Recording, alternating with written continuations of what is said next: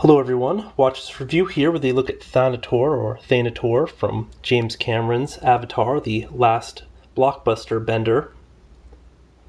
I mean seriously, it's time that we just gave James Cameron his own printing press and let him make his own money because, it's time to cut out the middleman. At any rate, I picked up this figure on clearance for about $4. Probably wouldn't have picked it up either, but, couldn't resist. And, in honor of this momentous occasion, this will be the first review done in Real D. So, here we go. Look at that. Wow, it's so real. Yeah, I'm going to probably not do that. Instead, I'm going to offer my own patented review D. Wow. Just wow, look at that stunning picture. Who else but Watch This Review would give you something like this?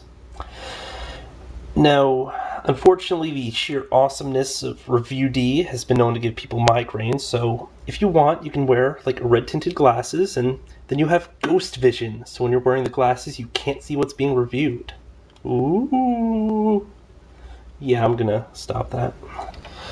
So yes, without any further ado, let's get this guy out of package and review this figure.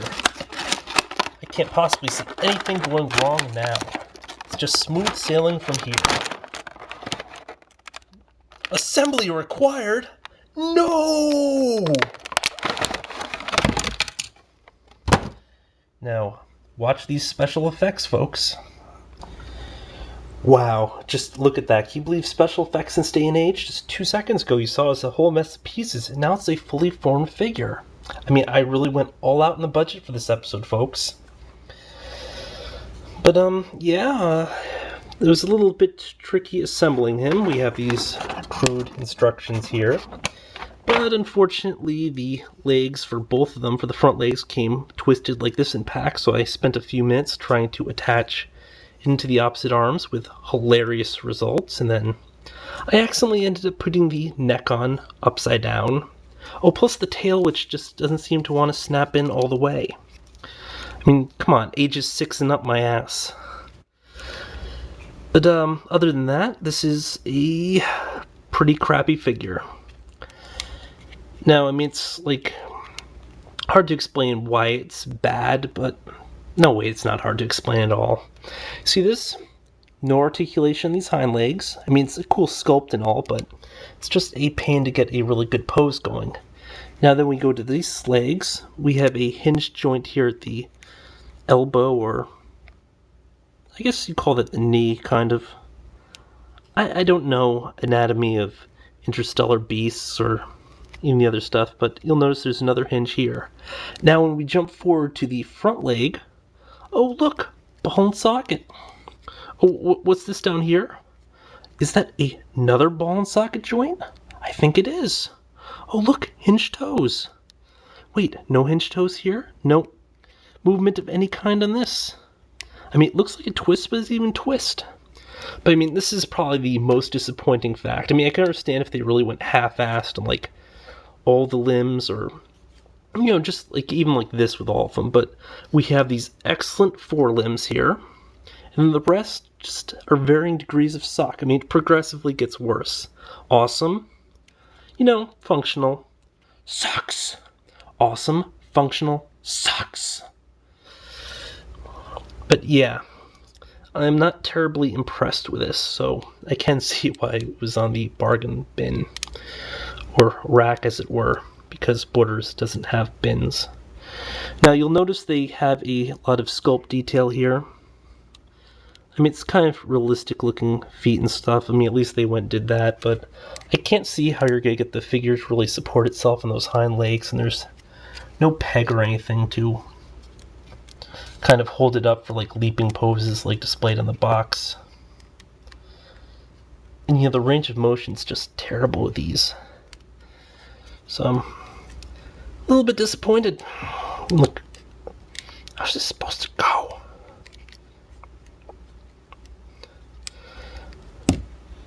Just look, no matter what I do, it seems to just look kind of silly.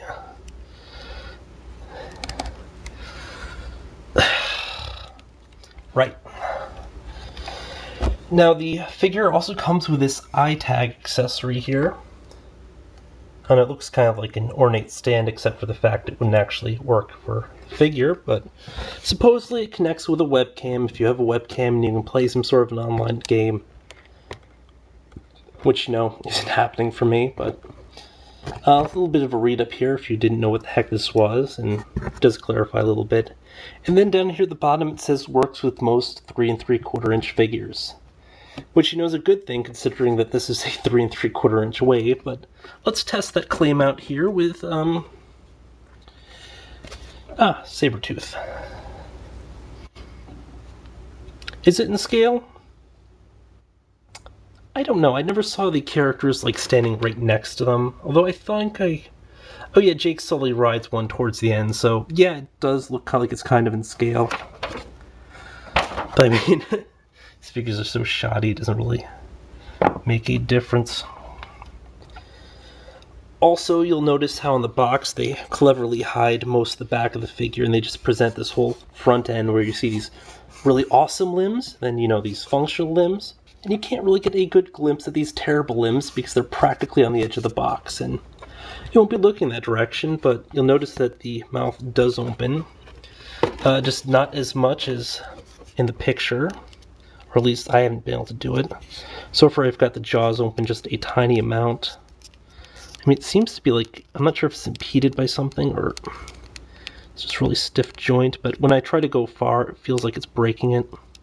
So yeah, kind of got that going on.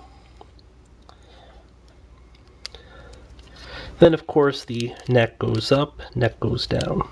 Neck goes down, neck goes up. And then the head can rotate and do all sorts of heady things.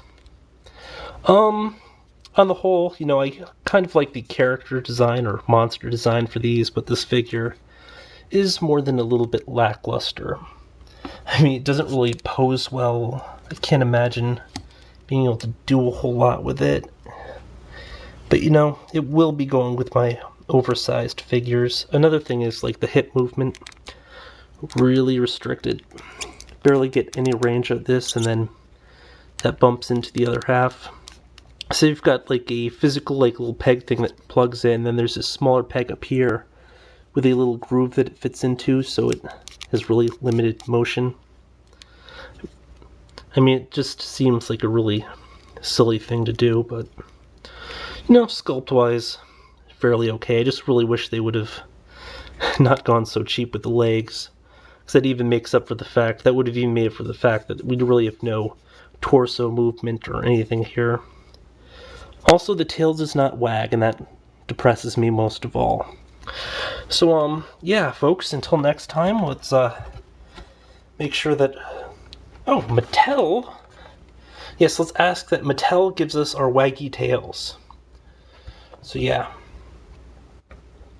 Okay movie, by the way. I didn't think it was anything, like, really massively spectacular. It was like a standard sci-fi story with just out-of-this-world special effects.